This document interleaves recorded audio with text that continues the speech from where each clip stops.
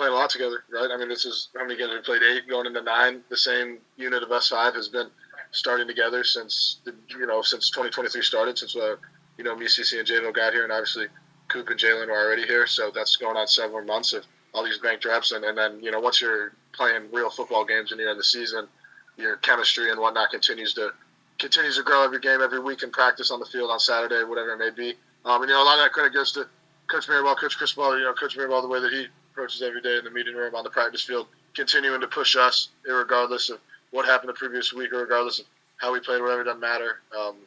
Continues to push us just the same way he does every day, same guy every time he walks in the building. But shout out to everybody on the offensive line and Coach Mirabal and what he's been doing. It's been great.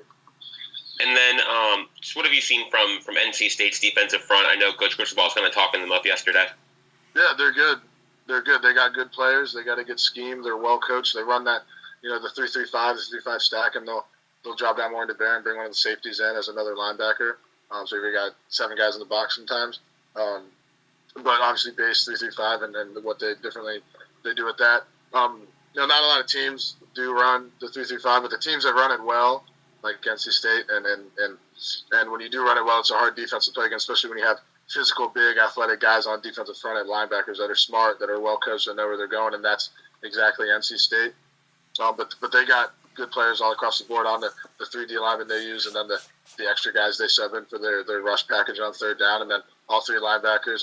Obviously, they're Will linebacker, really good, but they're a good football team, talented, well coached, and then they run a good defense, sound.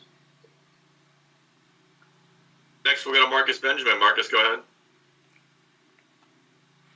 Hey, Matt, just wanted to ask about you transferring to Miami. Obviously, we're mid-season now, so how do you feel about that decision to transfer to Miami, and what would you say to any player that's thinking about transferring to the University of Miami? Well, I absolutely would do it again every single year if that was the case. You know what I mean? A million times over. It's been probably the best decision I've ever made, especially in a football regard, the best decision I've made in my life. But I got here, it's October, so however many months ago that is, 9-10 months since I got here in the middle of January, and I wouldn't have changed a thing. The people, the coaches, the players, the culture, the city, the school, everything about it has been absolutely perfect. And anybody that is in high school or that's in the transfer portal that is looking for a program, whether that be as out of high school, out of prep, or in the transfer portal, University of Miami is a great place. We're led by a great guy in Coach Cristobal, and everyone he has underneath him are all great men, stand-up guys. And then we got a big family, all the players on the team. Everyone's a big family. The offensive friends, the defenses, friends with the D-liners, friends with the O-lines, friends with the receivers, defensive backs, But it's the best decision I made, and I don't regret it at all. I would do it again, absolutely. Next, we'll go to Susan Miller-Dignan. Susan, go ahead. Hey, Matt. Hey, now we're getting into November. I asked JV on this. What, as a veteran especially, in November, what are the different physical and mental challenges that you have to go through when you reach this, part of the season? Your body, staying focused, all that stuff. And how do you overcome any challenges, or how do you deal with those? Yeah, absolutely right. Throughout all the off season, and then obviously summer, you're going hard in the weight room and whatnot, which is already giving you a kind of mental and physical tax. But you kind of have breaks leading up to them, discretionary weeks, whatnot, things off. I know when you're off of school and whatnot. But once camp starts in August, you go, all of August straight, which is obviously a huge load on the body and mind, because when you're in camp, you're not in school, so you're up there for 12 hours a day and you're practicing every day, which is a different, more physically and mentally demanding task than in the season, other than obviously the games. You go all of August, and you go all of September, and you go all of October. So now that's 3 months, 12 weeks straight now of straight football nonstop every single day. And everyone around the country is going through the same thing, right? So it's week 9. And everyone around the country, everyone that plays, every single school in college football, anybody that plays on that team is feeling it. They're feeling it physically. Everyone's got little things that are bothering them day to day, and mentally, as well. Obviously, as you get older, like me and Javion, as you say, I've played a lot of football, so the mental side is less there because you're just used to it. But when you're a younger guy that's still getting used to the swing of things, or maybe it's your first year or second year, and you're still getting acclimated to what college football is, that can have more of an impact. So the older guys like me, Javion, Jalen, like anybody else that's a veteran on the team, it's really our job to bring up the young guys with us all the time. And from the physical standpoint, that is what it is. You're going to feel tired. You're going to feel sore. You're going to feel beat up. That comes with it, and that's for everybody across the country that gets out on Saturdays and plays snaps.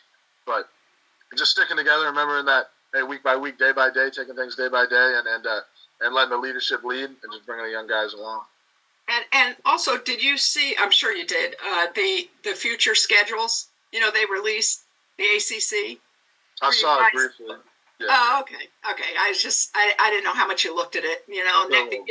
They're going to Cal next year and all that. Yeah.